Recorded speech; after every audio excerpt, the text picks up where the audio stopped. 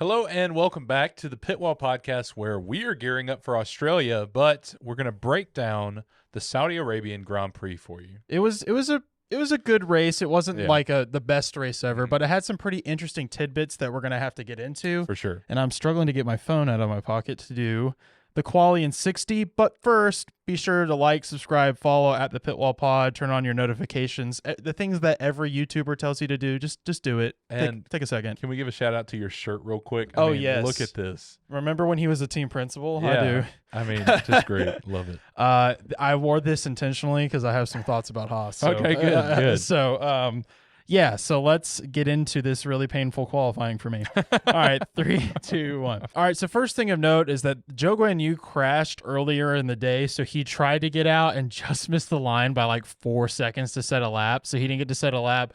Logan Sargent in 19th, both Alpines down in the bottom 5 in 17 and 18. Once again, genuine pace from them.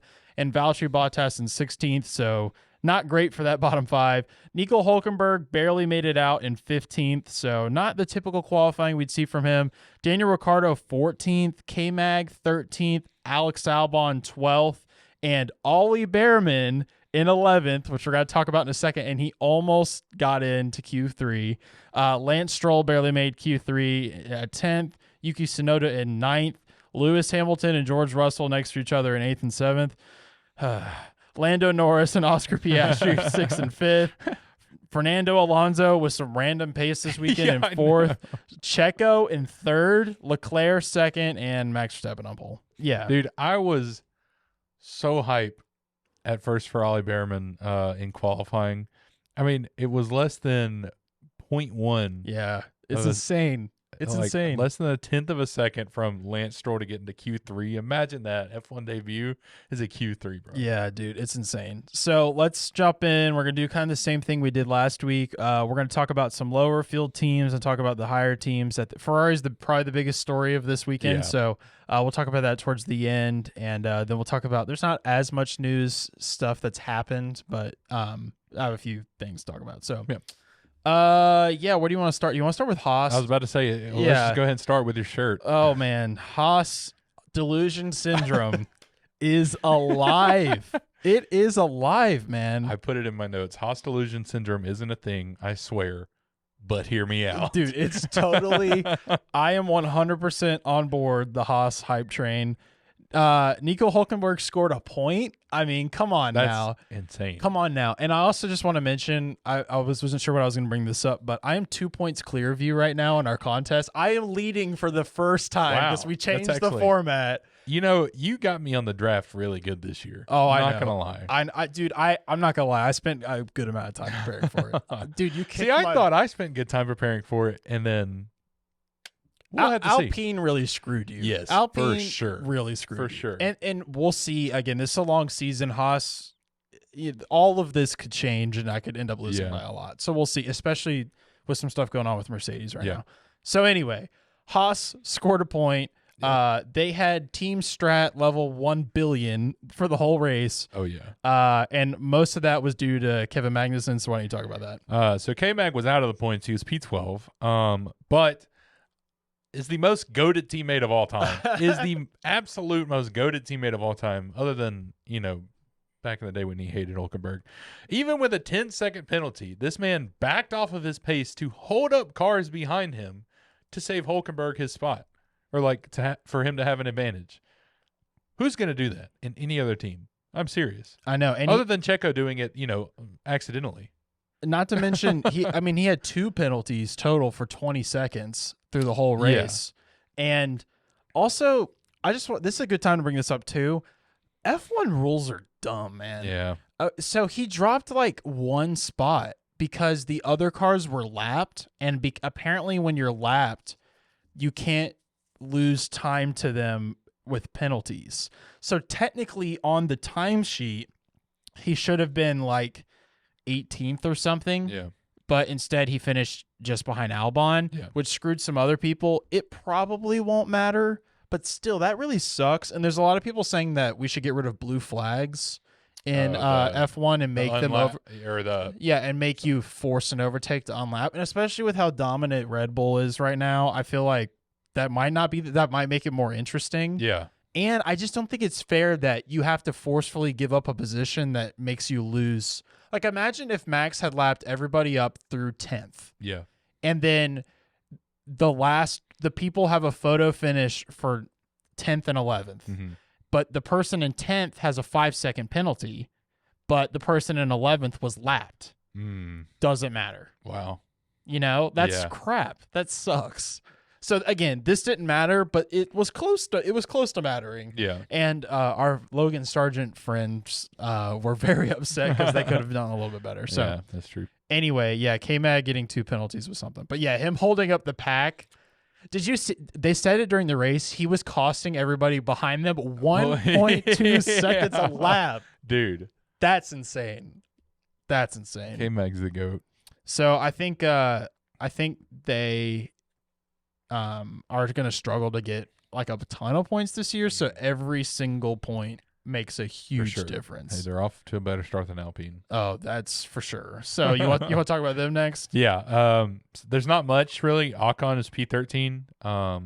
Better than last week, but not better than Otmar. Well, not better. Pierre Gasly did start the race, so it wasn't a DNS. Ocon's was better than last. But he had trouble on the formation lap. I thought he was going to dive into the grid, dive into the pit then, but he didn't.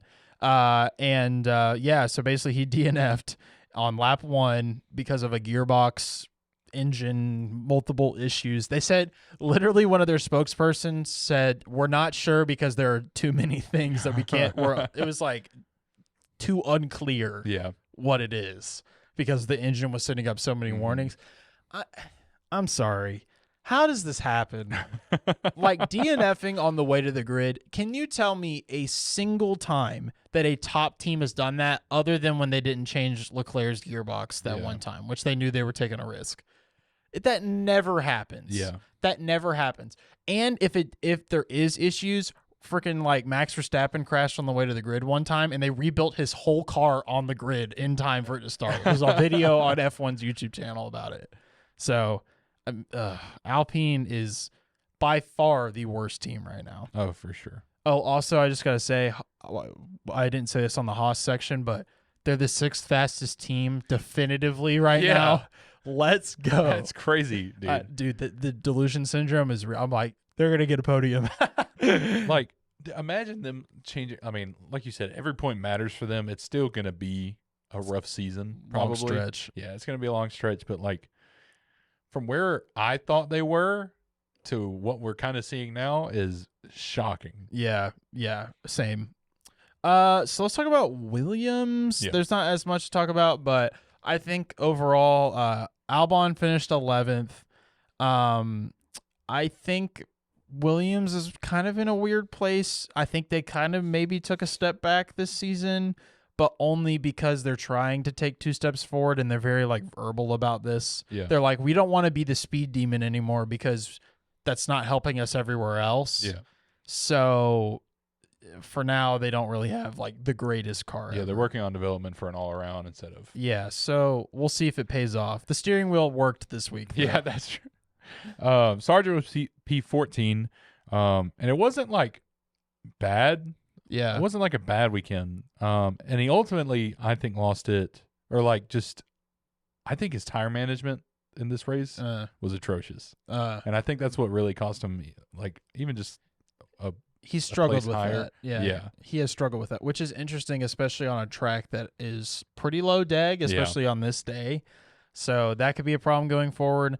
Logan is in a bit of a pickle right now because I'm going to talk about this super briefly, but I left this out of my most recent video, just kind of save it for this. So let's say crazy things happen and Max Verstappen goes to Mercedes or Fernando Alonso or something. Well, they're going to try and give Kimi Antonelli a seat. And where is he going to go? You know, Logan Sargent's seat. Yeah. So, I mean, he could still prove himself, and who knows, Alex Albon could still get pulled somewhere. But right now, if I had to say it, I mean, we're already talking about it, but I think he's not on track to keep his seat. Yeah. But yeah, he's definitely not on track to. But I haven't given up on him. I will see him at his home race. So hopefully he will be good. Oh yeah. Who else do you want to talk about? Steak. Sure. Kick. Whatever. Sauber. Yeah. Joe was P18, so with 2 DNFs, Joe finished last in the cars that crossed the line. And it was basically because he had a slow stop. 9 laps left. He swapped to softs and I forgot the exact time. Had a very slow stop and just kind of just got trashed at that point. Yep, and Valtteri Bottas was right ahead of him, which also kind of shows that it didn't really matter because they were going to kind of finish on track next to each other. So, I mean, they are looking like potentially the second slowest team, but they still seem like much more of a better unit than Alpine does right now, other than their pit stops. So, also, I sent a stat the other day that I haven't fact checked it, so take it with a grain of salt, but apparently Carlos Sainz's total pit stop time for all season last year is as much as Stakes is already for this. Stakes. Yeah, less than Stakes. Yeah. Yeah.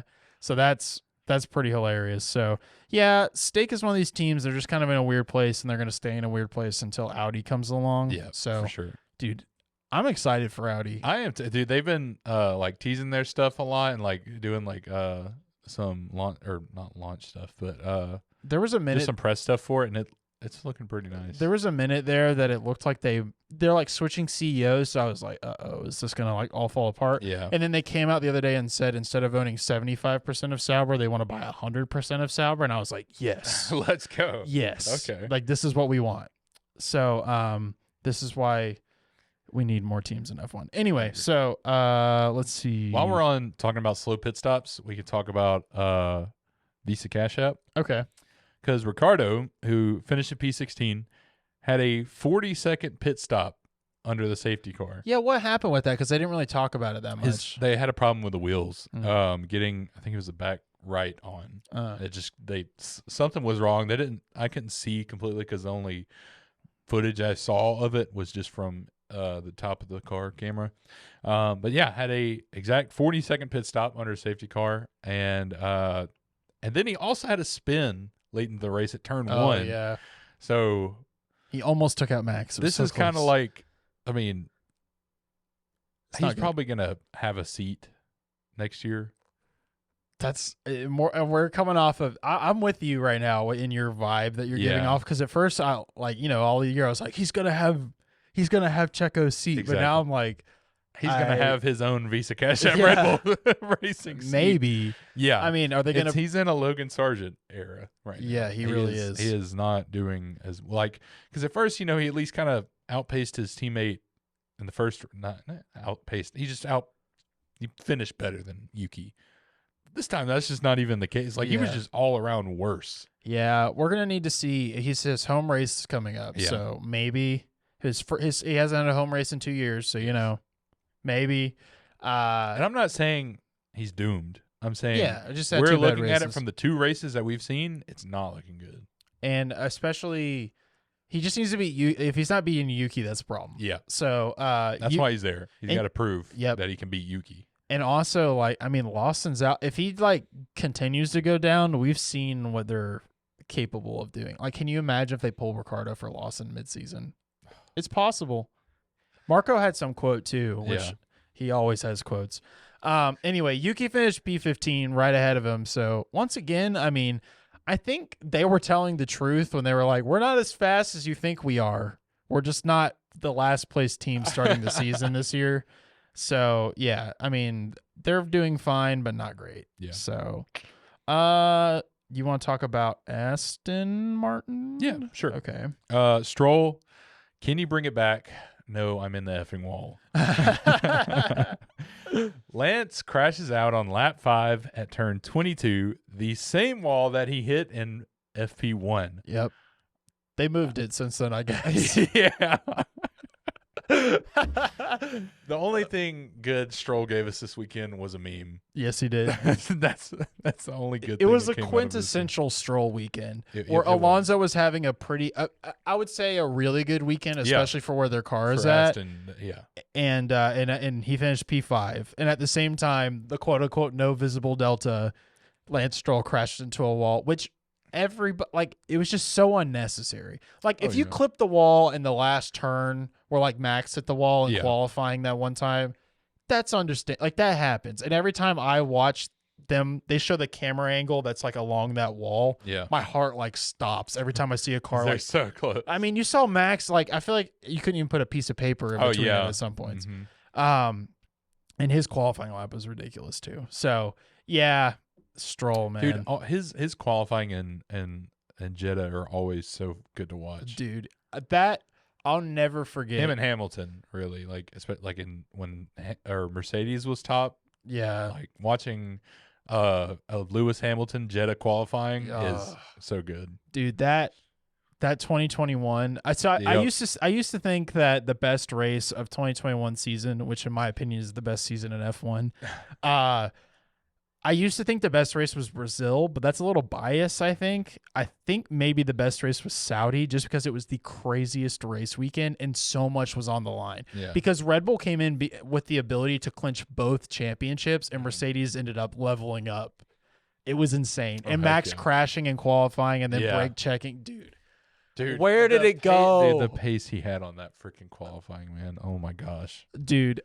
Again, no one was F1 fans that I was friends with at the time, other than my parents who are Red Bull fans, and I wasn't with them. So me just screaming like a caveman when Max crashed, because I was watching that time and I was like, this is about to be the greatest qualifying lap of all freaking time, and we're screwed. Like it's over. And then he crashed into the wall, and I was like, what? And there were like 4 red flags. Anyway, go watch the entire weekend of the Saudi Arabian Grand Prix, all the things. If you have F1 TV, they have. Don't even watch the 30-minute versions. It doesn't even watch the entire race. It's so good. Sit through the entire red flag like I did. Okay. Anyway, we got way off track. Sorry about that. McLaren. Yeah. Wait, McLaren. You talked about Alonso, right? Yeah, I talked about Alonso. Okay. Just making sure. P5, he drove awesome. Piastri, P4, he did good. I'm just kidding.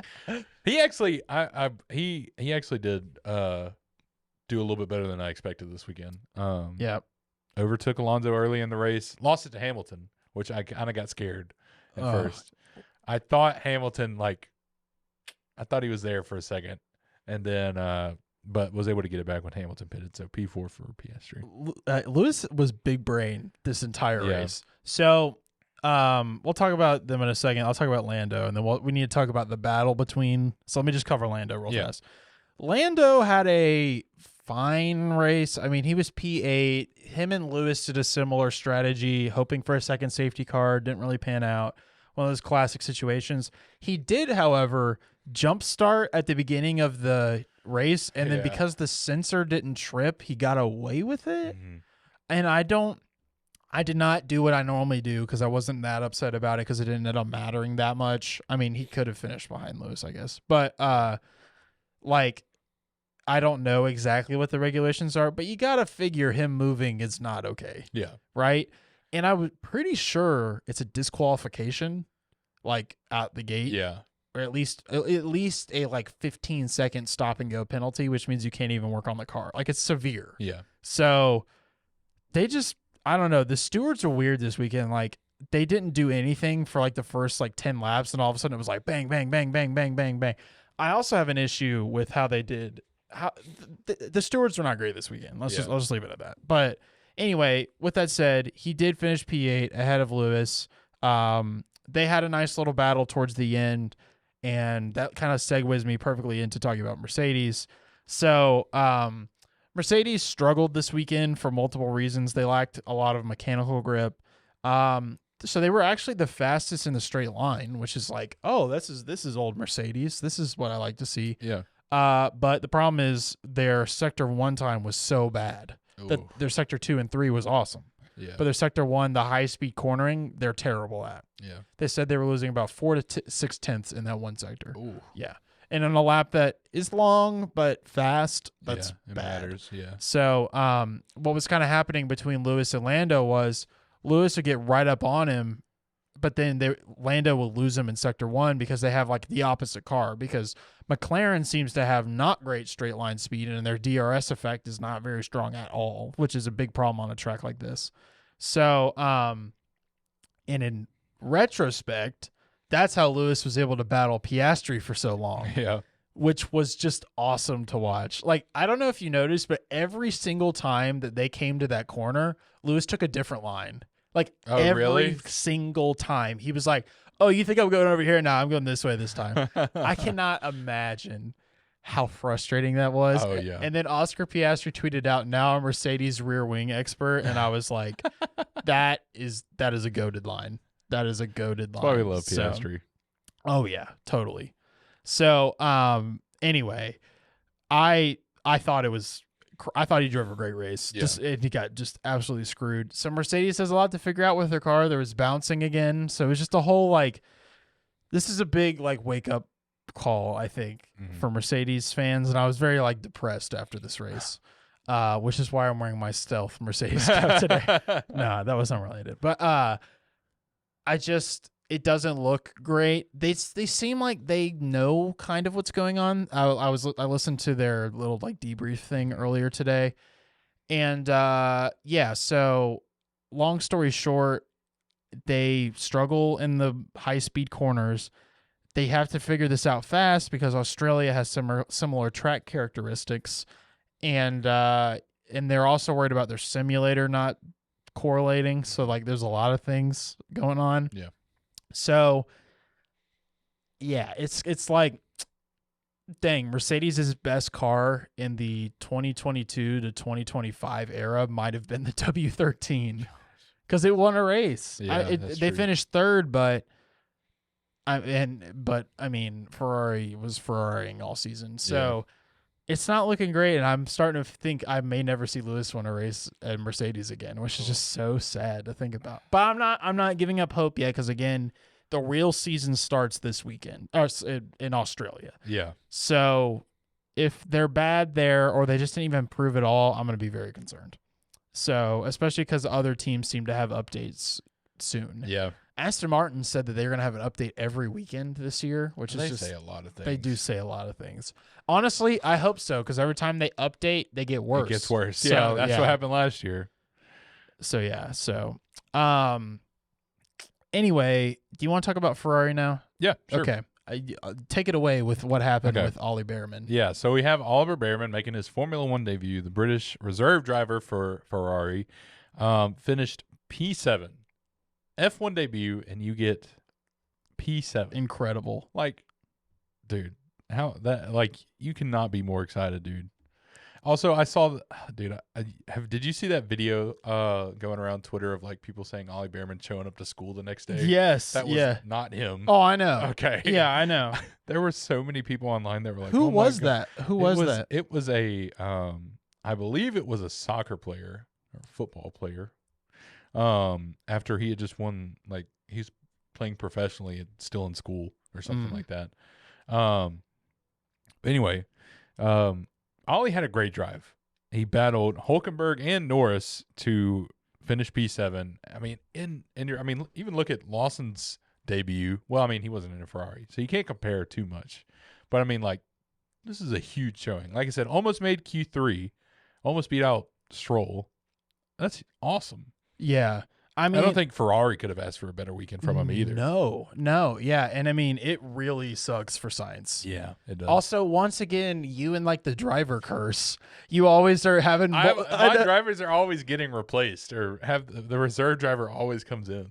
So the other thing about Ollie Bearman that is a good comparison is also De Vries at Williams 2 seasons ago. Remember, he drove at Monza and he finished P8. So this creates a situation that Ferrari doesn't really need right now, which is kind of similar to what Red Bull's in, which is more drivers than seats. Yeah. So if I was Haas, I'd be on the phone right now being like, we'll put him in, because I kind of feel like K-Mag's career's coming to a close here, and I feel like he would be great. He would be good at stake because that's also a Ferrari power unit, but also they're kind of their own beast. Yeah. So I would send him to Haas if I were them. So anyway. So let's talk about Red Bull now, I guess. Did you talk about Leclerc? Oh yeah, Leclerc. Okay, so Leclerc had I would say pretty good race. He finished on the podium, so he got, I guess a really good race in the Red Bull era. Yeah. I thought maybe he could have had a better qualifying. There were several things, but Max and Jeddah is ridiculous. Yeah. So he had a good race overall. He finished 18 seconds off the lead for what it's worth, which is whatever. But just very clean, quiet race. Nothing significant, I would say. But I do have a little something as it pertains to Checo since he started behind him. So how about you go ahead and get into Red Bull, and then I'll talk about it. So Max got his 100th podium this week, P1, with a 13.5-second gap to Checo, who finished P2. Checo actually had a rolling start. Yes, he did. 100%. Which is how he got Leclerc so fast. Yeah. Was before the lights were out. You could see his tires just inching forward, just rotating. So the FIA did not care this weekend. Yeah, there was. Yeah. I mean, they were good about the safety of this track, which is good. Yeah. But they appropriately safety carded and whatever. To what everybody I think would consider jump starts or rolling start or any type of advantage when it comes to the start of a race. No penalty. Yeah, I would have thought Checo's was enough for a penalty. Yeah. And then Lando's was even worse. Yeah. So they're kind of different, but yeah, because Lando stopped in Checo. Yeah, Lando Checo's looked was intentional. Oh. Yes, exactly. His was okay. He was like, all right, here we go. Yeah. So he was he's just slowly letting off the clutch. Yeah, exactly. Anyway, so it was a whole thing. I'm just whatever. It didn't make a big impact to me, but I'm just they need to figure this out. Yeah. But another thing that I was gonna say, and this is a little F1 Academy moment here, is at least I have one tiny light at the end of the tunnel, like a flashlight. But the best F1 Academy driver by far is the Mercedes girl. Her name is Dorianne Penn. She's awesome. She's awesome. She destroyed this weekend. But then the FIA, who are so brain dead that this is obviously she had to get disqualified, but her 20-second penalty. Yeah. But let me review what happened. It's not her fault, first of all. It's the team's fault. If you didn't know, basically, long story short, she kept going at full speed for an extra lap after the checkered flag because her team were so excited that they didn't tell her. And the team is actually not Mercedes. It's actually Prima, but she's supported by Mercedes. So it's a little different, but it's kind of like F2. But yeah, Prima were so excited that she won both races that they didn't think to tell her to slow down. And then afterward, they had to red flag her. So then, so everybody's like, okay, she's going to get disqualified. Mm-hmm. Immediately, they're like, okay, she's in trouble. But they let her go and park the car, celebrate, go up to the podium, accept it.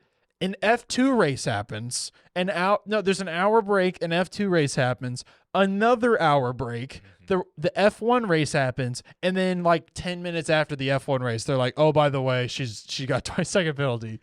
What? If it's this clear, if it's a slam dunk, which they're saying it is, it doesn't matter. They don't need to investigate.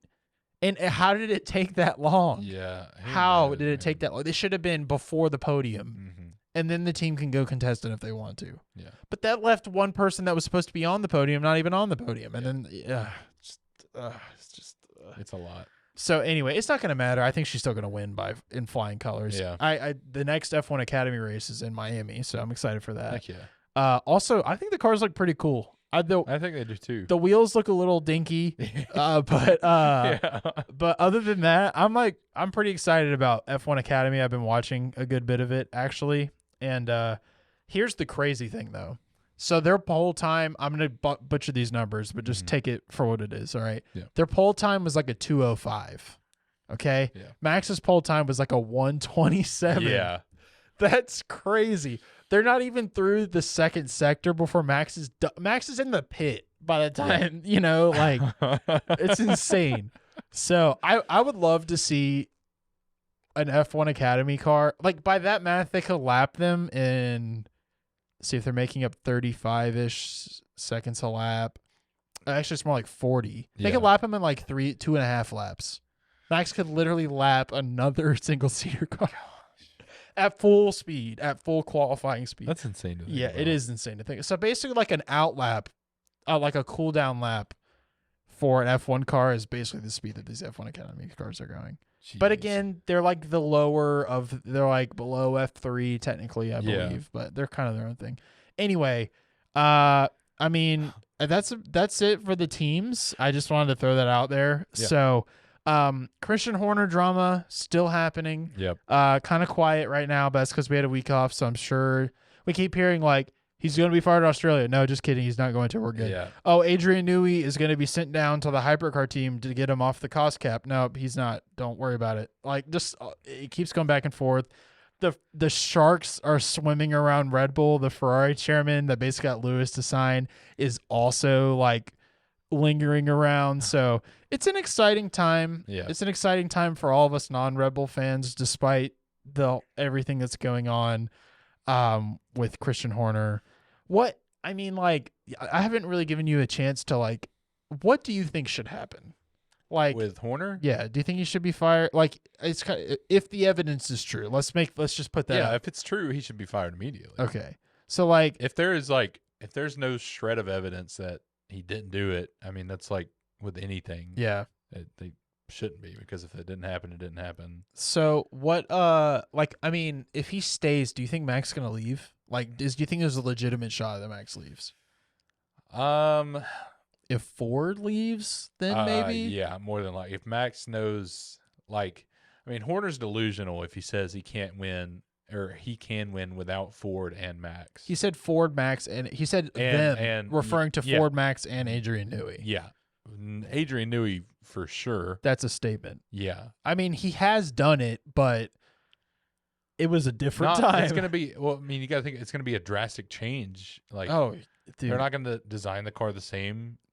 Driver's not gonna be the same. I mean, look at Checo. I mean, plus, I guess the thing is, I mean, theoretically, that is him saying, I can beat Adrian Newey. Yeah. If Adrian Newey, like, retires, okay, maybe. Maybe there's no one on the grid that understands it as well as the rest of the Red Bull team. But if Adrian Newey's against you, you're not going to win. With Lewis Hamilton? Yeah. And maybe Max at a different team? Yeah. You think you're going to finish ahead of both of them?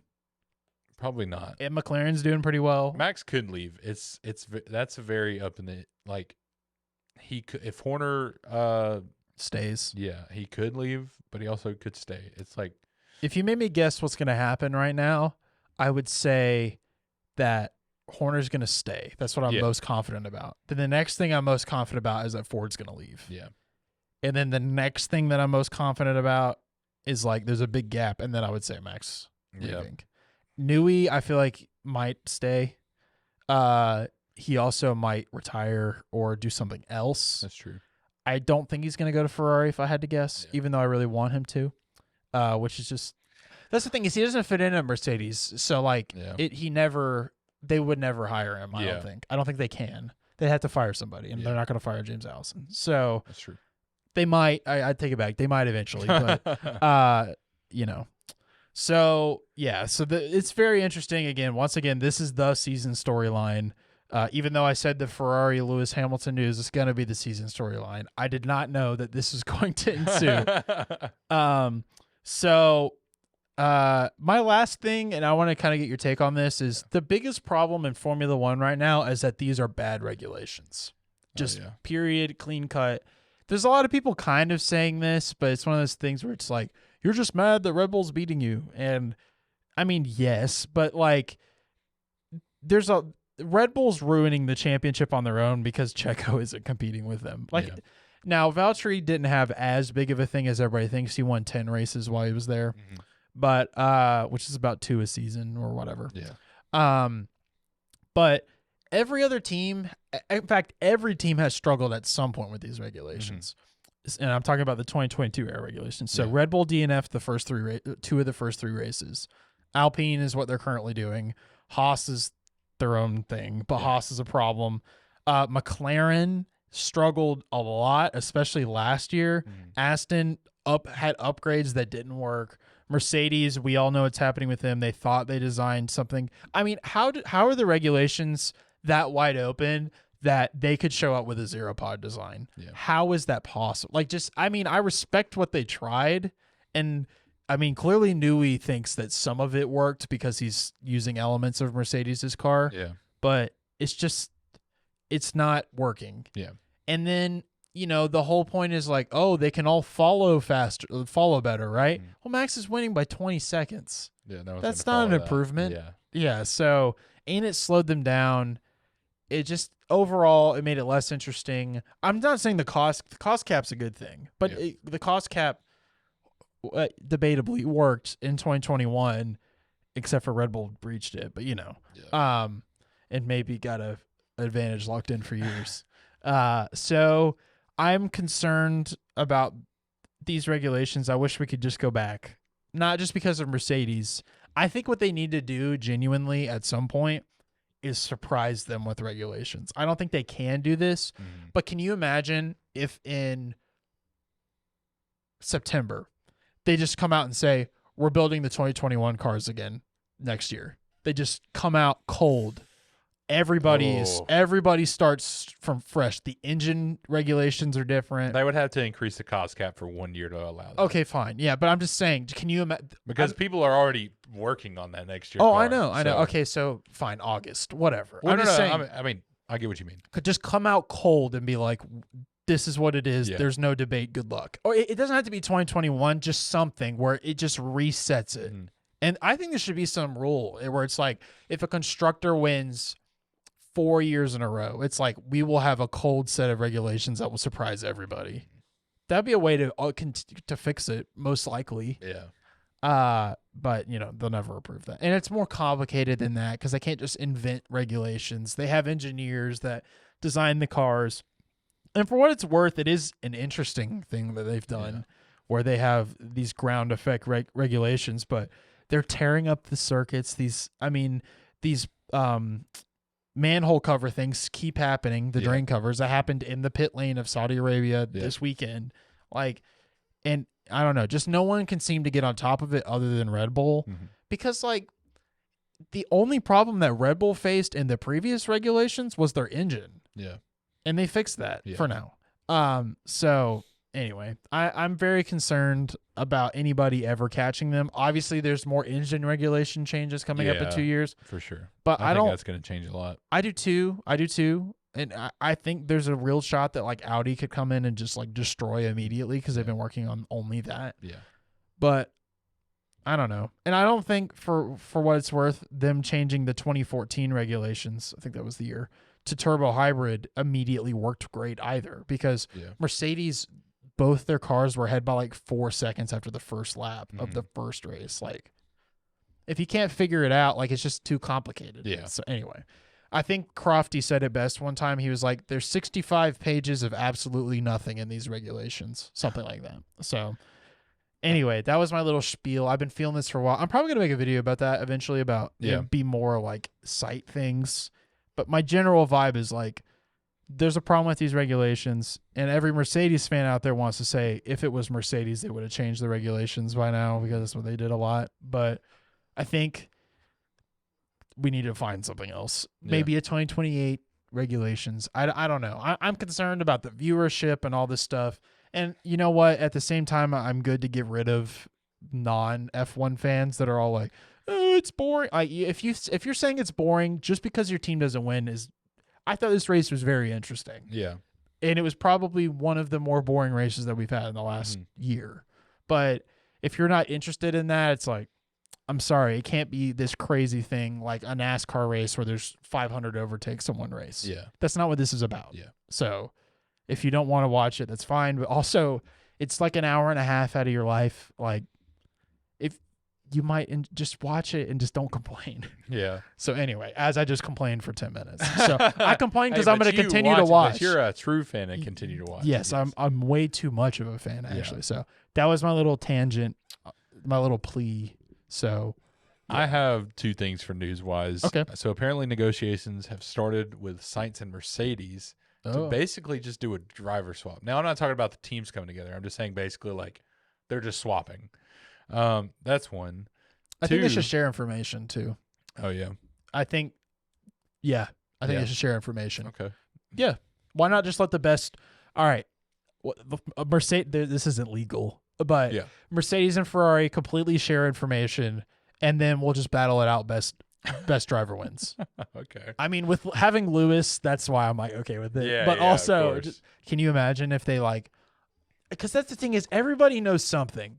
Sorry, I'll let you talk. No, you're good. Everybody knows something, but it's like, all right, Red Bull knows the best thing that Red Bull has right now is their floor. Yeah. Okay, so like they have that, but it seems like Mercedes might have had the best engine cover, like stuff like that. So if all these people pull their resources, we can take down the evil Red Bull. All right, anyway, continue. The second thing is that Felipe Massa officially sues the FIA, the FOM, and Bernie Ecclestone over Crashgate, which was in what year was that? 2008. Yeah. Seeking 60 to 150 million euros for losses incurred. Yeah, because I mean they're not going to reinstate him the championship. No, they just he wants compensation. Do I even need to say it? Like, just don't. Yeah. Like, you're opening up multiple cans of worms because if you win this, what's gonna happen? How does it feel knowing that Haas is 2 teams slower than Mercedes? Have you thought about that? No, I had not thought about that. That's hilarious. What pain am I suffering? Oh man, Flip it and ship it. That's hilarious.